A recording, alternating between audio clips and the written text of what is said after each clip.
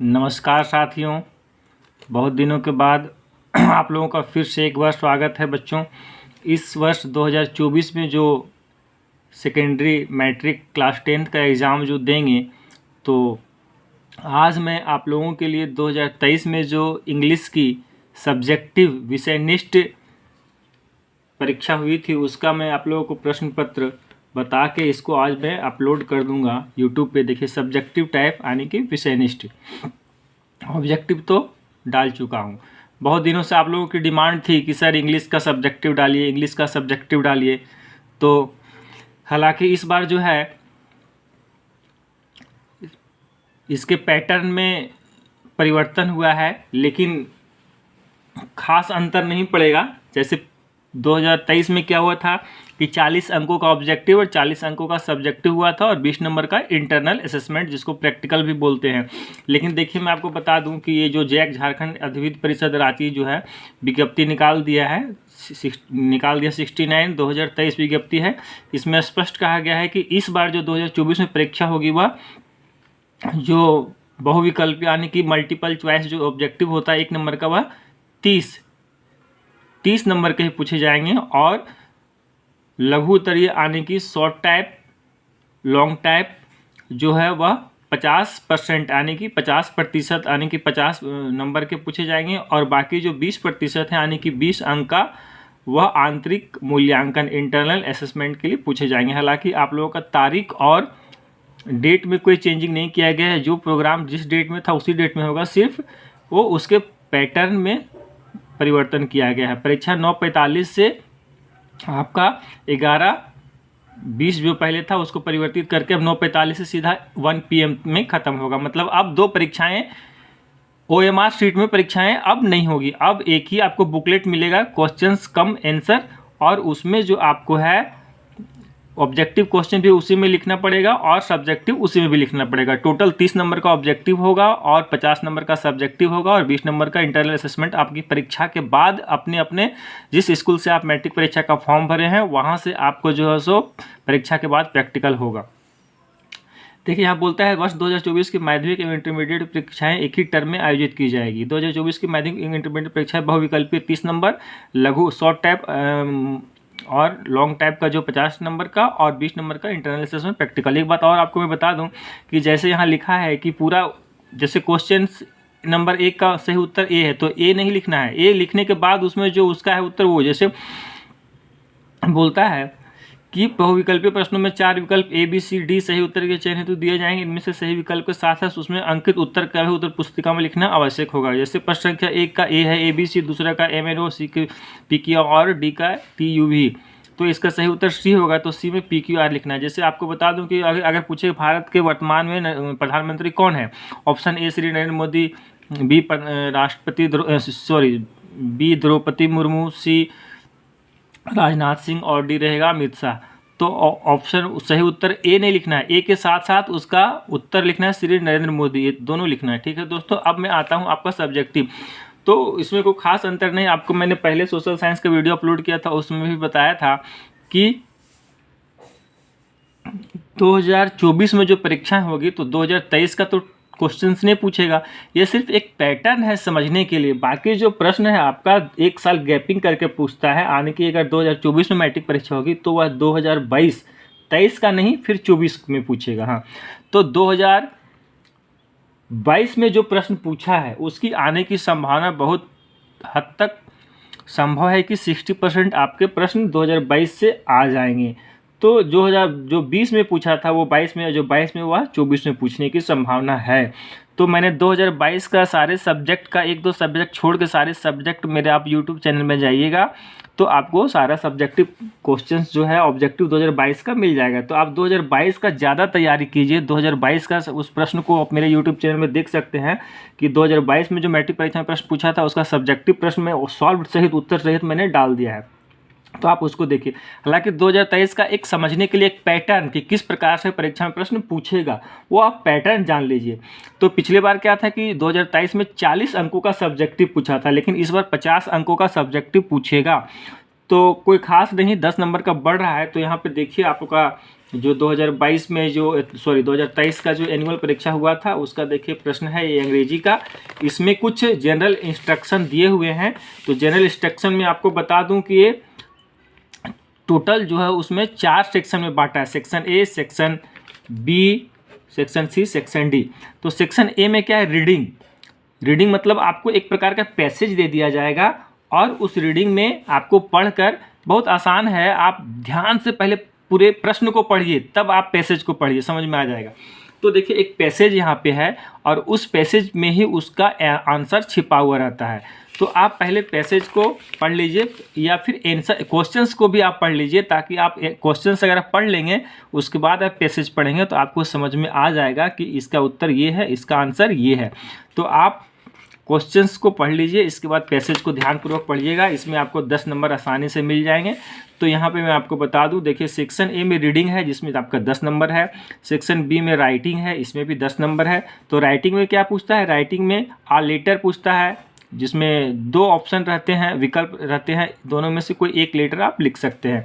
जैसे आपके फादर्स के बारे में, फादर्स पिता के यहाँ लेटर लिखने बोलेगा, फ्रेंड्स के बारे में, ब्रदर के यहाँ, मम्मी के, पापा, भाई बहन, कोई भी रिलेशन से एक जगह लेटर लिखने बोलता है और एक जगह जो कहीं भी तो 2 लेटर में से एक लिखना है। लेकिन एक पैराग्राफ है वह, उसमें ऑप्शन नहीं रहता है, आपको मोस्ट वह एक ही जो है सो प्रश्न रहेगा और उसको वह लिखना जरूरी है, अनिवार्य है। तो राइटिंग में 10 नंबर है, बाकी आपका ग्रामर में 6 नंबर ही रहेगा, ठीक है। सो मतलब 6 नंबर था 2023 में, इस बार 50 नंबर का है तो ग्रामर में आपका बढ़ भी सकता है। जहाँ 5-5 नंबर का प्रश्न है वहाँ 6-6 नंबर का प्रश्न कर देगा, ठीक है दोस्तों। राइटिंग में जैसे लेटर में, उसके बाद लिटरेचर से है 14 नंबर का, 14 नंबर का। तो लिटरेचर ये आपका बुक से रहेगा, ठीक है। ये आपका जो 14 नंबर का लिटरेचर है ये आपका बुक से रहेगा। तो ठीक है, आप लोग देख लीजिए कि सेक्शन ए में रीडिंग है जिसमें से एक पैसेज रहेगा, इस पैसेज के अंदर आंसर छिपा हुआ रहता है, इसको आप देख लीजिएगा। इसके बाद इसी से 10 नंबर का प्रश्न आसानी से मिल जाएगा। फिर आपको जो है सो राइटिंग में 10 नंबर है जिसमें से आपको एक लेटर लिखना रहेगा, उस दोनों में से कोई एक ही लेटर लिखना है। और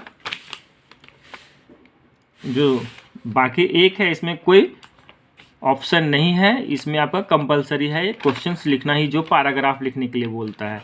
अभी मैं आपको सॉल्व करके बता दूंगा आंसर, ठीक है दोस्तों, ये आपको समझा रहा हूँ।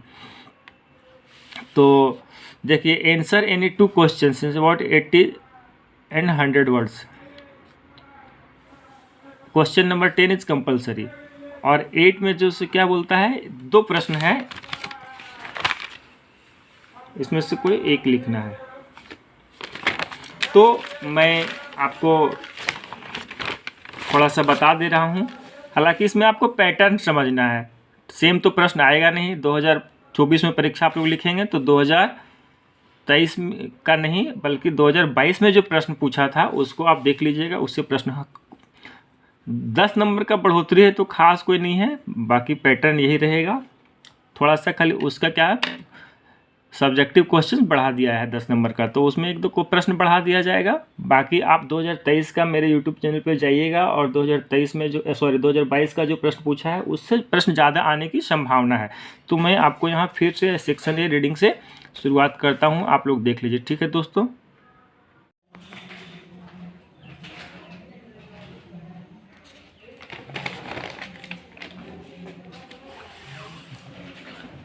तो बच्चों हम लोग रीडिंग सेक्शन में देखेंगे। इसमें देखिए आपका एक पैसेज आएगा, कम्प्रीहेंशन पैसेज 10 नंबर का होगा। इसमें आपको पैसेज को पढ़ने से पहले आप क्वेश्चन आंसर को पढ़ लीजिएगा। तो क्वेश्चन आंसर में देख लीजिए कि जैसे लिखा है when and where James Cook born, पहले ही लाइन में लिखा है इसका आंसर, और आंसर मैंने लिख भी दिया है कि James Cook was born on October 28, 1729 in Marton village, Cleveland. ऐसे ही दूसरे क्वेश्चन का आंसर है कि what was his interest in childhood, बचपन में उसका किस चीज़ में इंटरेस्ट था, तो he was interested in his childhood in sea journey, ठीक है। नेक्स्ट क्वेश्चन है, थर्ड क्वेश्चन, कि when did he became first mate, तो इसका आंसर हो जाएगा at the as of 27 Cook had become the first mate. इसका हमने पैसेज में भी मार्क कर दिया है आंसर, आप आसानी से वहाँ से भी देख लेंगे। फोर्थ क्वेश्चन है what was the task given to him, इसका आंसर हो जाएगा कि he was employed in the task of surveying Saint Lawrence. Fifth question है which word in the passage means duty. Duty means होता है कर्तव्य और टास्क मीन्स भाई भी होता है ड्यूटी, तो हमने लिख दिया है task means duty. Next question है जिसमें आपको पूरा करना है, फिल इन द ब्लैंक्स है। तो the first service cook saw was in Canada. Second हो जाएगा they set sail in the ship named Endeavour. ये आपको पैसेज आपको कम्प्रीहेंशन पैसेज में ही मिल जाएगा, ज़्यादा परेशान होने की जरूरत नहीं है। नेक्स्ट क्वेश्चन है, इसमें आपको मीनिंग बताना है। Sentence with make sentence with the given words. जो जर्नी और टास्क दो वर्ड दिए गए हैं, आपको एक सेंटेंस बना कर दिखा देना है। तो मैंने बना दिया कि आप अपने मन से भी बना सकते हैं, कोई ऐसा नहीं है कि जो मैंने बना दिया वही सही है। जैसे कि मैंने बनाया कि a long journey across the country, ऐसे ही आप भी अपने मन से बना सकते हैं। इसमें बी वाला हो जाएगा कि our first task is to review the budget. ठीक, ऐसे आप अपने मन से भी बना सकते हैं, रटने की ज़रूरत नहीं है इसको। फिर देख लीजिए, इसमें आपको राइटिंग में 10 नंबर का आता है सेक्शन बी में, आंसर एनी टू और किसी दो क्वेश्चन का आंसर देना है और 80 से 100 शब्दों में, 80 to 100 वर्ड्स में। और question number 10 is compulsory. Last में आप देखिएगा कि 10 नंबर जो है वो कंपलसरी है। तो जैसे कि तो राइटिंग सेक्शन में देखिए, इसमें जैसे लिखा है क्वेश्चन की write a letter to your friend congratulating him या हर इन हिज या her success in the examination. तो आपको एक लेटर लिखना रहेगा जो कि आपको अपने दोस्त के सक्सेस पर, उसके जो एग्ज़ाम में सक्सेसफुल हुआ उसके लिए आपको एक लेटर लिखना है। तो इसको आप अभी से तैयार कर लीजिए, क्योंकि मॉडल ये समझिए बहुत ही इम्पॉर्टेंट सारे क्वेश्चन हैं आपके एग्ज़ाम में, कमिंग एग्ज़ाम में आने के पूरे चांसेस हैं। ठीक है, ये हो गया 8वां क्वेश्चन। 9th क्वेश्चन है कि write a letter to the municipal commissioner about the dirt and filth lying around your colony. कह रहा है कि आपने म्यूनिसिपल कमिश्नर को एक लेटर लिखना है जिसमें जो आपके क्षेत्र में कॉलोनी में डर्ट मतलब गंदगी और जो फिल्थ है वो आसपास उसको ध्यान में रखते हुए आपको लेटर लिखना है। तो इसका भी आप प्रैक्टिस कर लीजिए, आने का चांसेस बहुत है। नेक्स्ट क्वेश्चन है right a paragraph on the happiest duty of your life. देखिए ये क्वेश्चन आपको कंपलसरी में दिया गया था शुरू में ही, या आर करके दिया गया है माई एम इन लाइफ। दोनों में किसी एक टॉपिक पर लिख सकते हैं, माई एम इन लाइफ पर भी लिख सकते हैं या the happiest day of your life, इस पर भी लिख सकते हैं। इसका अभी से तैयारी कर लीजिए, दोनों टॉपिक इंपॉर्टेंट हैं, आपके कमिंग एग्जाम में आने के चांसेस रहेंगे। फिर देखिए मैंने आगे लिख करके भी बता दिया है, सेक्शन सी में ग्रामर सेक्शन है। Fill in the blanks with suitable modals given below. Can, must और में दिया गया है, आपको फिल इन द ब्लैंक भरना है। सी वर्क्स हार्ड सो दैट सी में पास, पॉसिबिलिटी हो फ्यूचर प्रेजेंट टेंस में तो में लगाएंगे। Rahul can speak 5 languages. अपने बॉडी की पोटेंसी को बताने के लिए हम कैन यूज करते हैं प्रेजेंट टेंस में, इसलिए कैन भरा जाएगा। बी मस्ट रिस्पेक्ट और एल्डर्स। अब यहाँ पर देखिए कंपल्शन है, बाध्यता है कि नहीं आपको करना ही चाहिए एल्डर्स के अपने, तो इसलिए मस्ट लगाएंगे। नेक्स्ट क्वेश्चन है, इसमें देखिए transform the following sentences as directed. Transform करना है, उसमें देखिए सामने दिया गया है रिमूव टू। जैसे पहला सेंटेंस है my sister is too small to walk. मेरी बहन इतनी छोटी है कि वो चल नहीं सकती है, तो रिमूव टू में नेगेटिव बनेगा। कैसे बनेगा, इसका हो जाएगा ए में देखिए my sister is too small that she can not walk, क्योंकि टू हटाएंगे और कैन नॉट लगा देंगे। ऐसे ही देखिए बी क्वेश्चन है कि who does not love his country into assertive, assertive में बनाना है, तो इसका हो जाएगा कि एवरीबॉडी लव्स हिज कंट्री। ठीक, ऐसे ही देखिए सी वाला क्वेश्चन है कि Ramesh said to me how are you. इसको इंटू इनडायरेक्ट स्पीच, इनडायरेक्ट में बनाना है, डायरेक्ट आपने पढ़ा होगा, तो इसमें हो जाएगा इसका रमेश आस्क्ड। से टू को हम आस्क में बदल देंगे और मी लगाएंगे उसके बाद में, क्योंकि इंट्रोगेटिव है तो इसलिए हाउ से ही जोड़ देंगे, हाउ यू आर, और हो जाएगा आपका कॉमा न्यूट्रल कॉमा हट जाएगा, इंट्रोगेटिव मार्क हट जाएगा।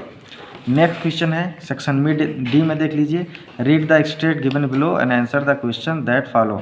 इसमें एक पैसेज दिया गया है, इसमें क्वेश्चन और आंसर पूछा गया है। जैसे पहला क्वेश्चन है कि name the poem from where the extract has been taken. Poem कहाँ से लिया गया है, तो ये पोएम लिखा आंसर हो जाएगा इसका कि Amanda is the name of the poem, poem का नाम अमांडा है। फिर दूसरा क्वेश्चन है कि who has written these lines, इन लाइन्स के राइटर कौन है, मतलब जो पोएम आया तो इसके राइटर हैं रिटन बाई रॉबिन कैलेन, ठीक है। फिर सी है who what is she doing, वो कर क्या रही है अमांडा, तो she is roaming in the street, वो गलियों में घूम रही है, रोमिंग में भटकना या घूमना होता है। फिर नेक्स्ट क्वेश्चन है कि आंसर एनी 2 क्वेश्चंस अबाउट 40 और 50 वर्ड्स, आपको 40-50 शब्दों में जवाब देना है। जैसे कि क्वेश्चन नंबर 14 है कि why does Anne want to keep a diary, diary क्यों रखना चाहती है, तो इसका हो जाएगा कि Anne believe that she does not have any close and true friends whom she can confide, confide करना मीन्स होता है विश्वास करना, जिसके ऊपर वो विश्वास कर सके। इन दो she had friends, she was never able to truly open up about her feelings with them, so she decided to confide all her thoughts, confide करना मतलब लिमिटेड रखना, अपनी थॉट्स को सोचती है कि हम डायरी के माध्यम से लिख करके प्रिजर्व कर सकते हैं। And entrust feeling to her diary instead, तो इसलिए वो डायरी रखती है ताकि अपनी हम सारी बातें कह सकें किसी के थ्रू।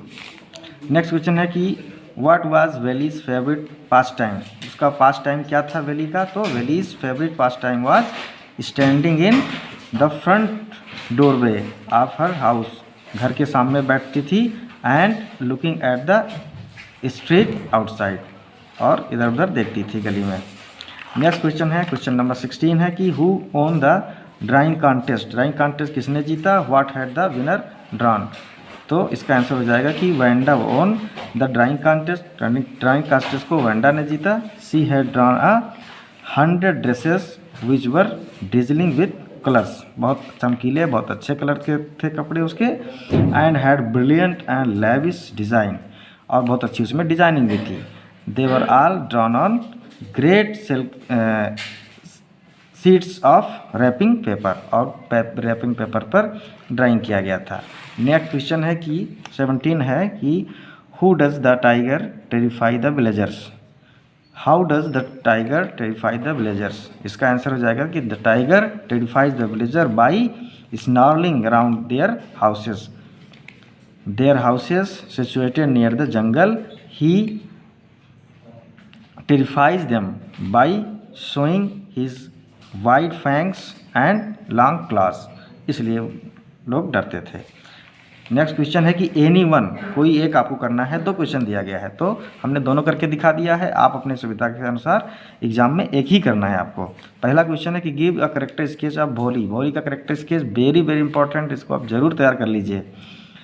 क्वेश्चन है क्या आंसर हो जाएगा कि she was an interested under confident and neglected little girl, she also cherished Lakshmi, her beloved cow. She suffered from smallpox as a child,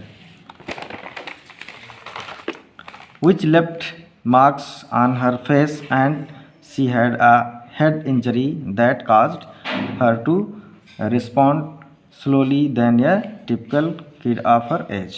ये हो जाएगा आंसर, आप अपने हिसाब से भी तैयार कर सकते हैं, कोई ज़रूरी नहीं कि आप इसी को तैयार करें। नेक्स्ट क्वेश्चन है कि who was Horace Dan by, what kind of a person was he, देखिए 18 और 19 दो में एक ही करना है, लेकिन मैंने दोनों सॉल्व कर दिया है। जैसे कि इसका आंसर हो जाएगा Horace Dan by was 50 years old man who used to collect rare and expensive books by robbing once in a year. He was a locksmith. He was a locksmith by profession. He was an unmarried man who used a stay with housekeepers. तो ये देखिए मैंने paper आपको अच्छे से समझा दिया है, वीडियो को आप 2-3 बार देखिए, आपको एक माइंड मेकअप हो जाएगा कि हाँ क्वेश्चन हमको कैसे कैसे तैयार करना है। Thank you.